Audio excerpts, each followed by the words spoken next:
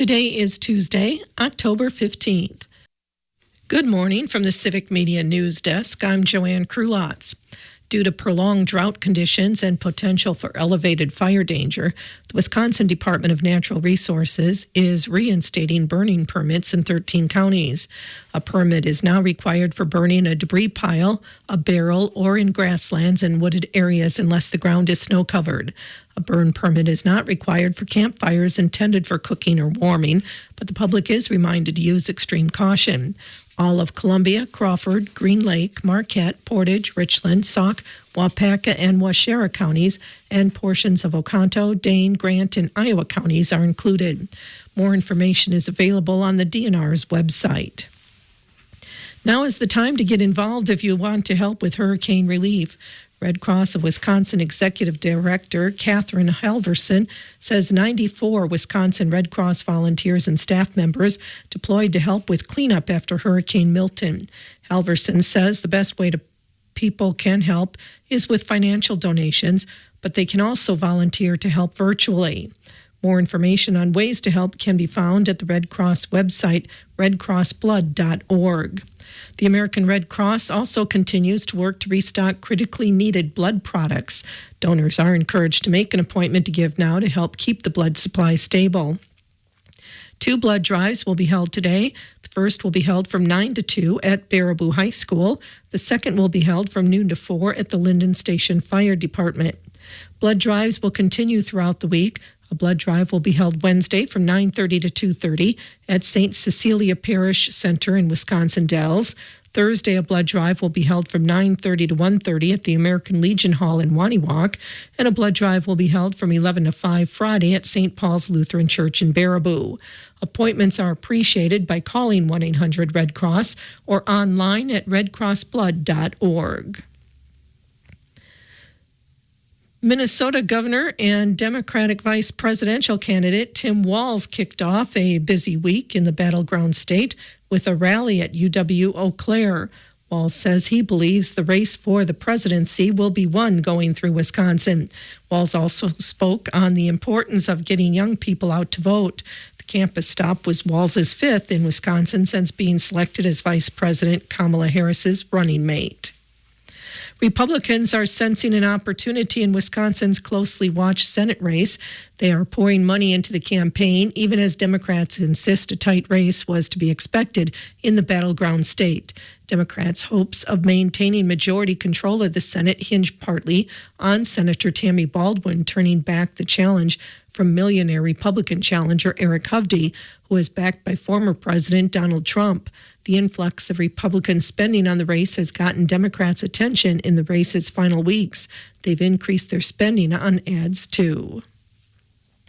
Richland School District business official John Bosworth presented information about the equalized value and levy rate and property tax versus state aid at last night's board meeting.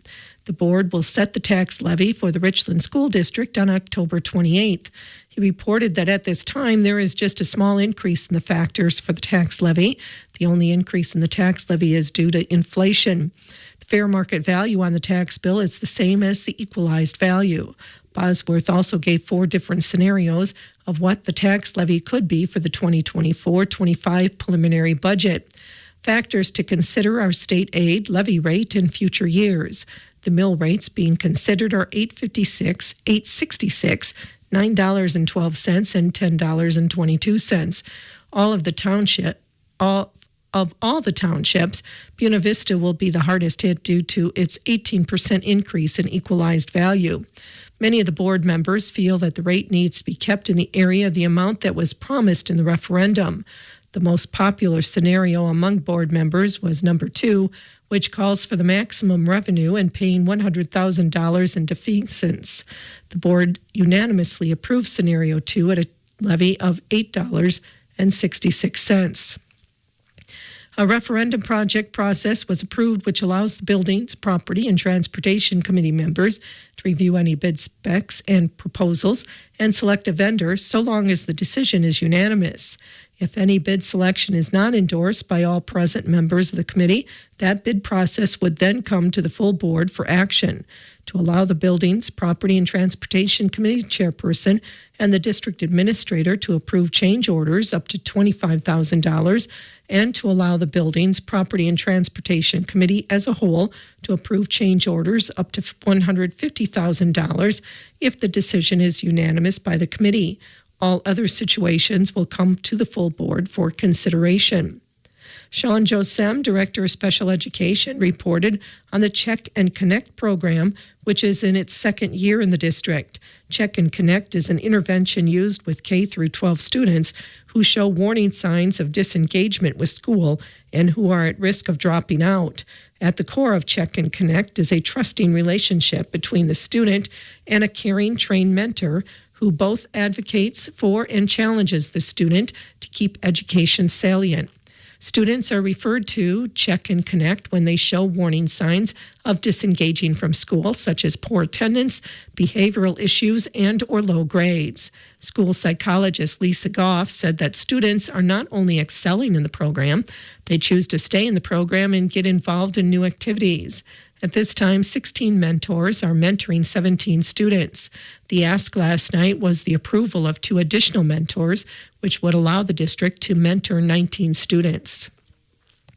In other items, the board approved changes in special education staffing to allow a special transportation van driver and assistant and a special education reading math instructor. The formalizing of an easement between Brady and Rachel Ewing and the Richland School District, upgrades to the Richland Center High School IMC at a cost not to exceed $275,000, and the acceptance of a number of gifts to the district. There will be no school in the Richland School District on Wednesday. It is an in-service day, and parent-teacher conferences will be held from 11 to 7. The Richland School District's annual meeting and budget hearing will be held next Monday, October 21st at 6:30 in the Richland Center High School IMC. The 38th Annual Tri-State Agriculture Lenders Seminar will be held Tuesday, October 29th from 9:45 to 3:15 at the Best Western Plus Hotel in Dubuque, Iowa. Machinery values and right to repair, farm transition planning will be featured topics, along with the usual market updates on dairy, livestock, and crop commodities. The cost of the program is $100 per person by October 18th. To register, contact Larry Tranel or Kimberly Feltz at the ISU Extension in Dubuque County at 563-583-6496 or email tranel@iastate.edu or kfeltz@iastate.edu for registration information.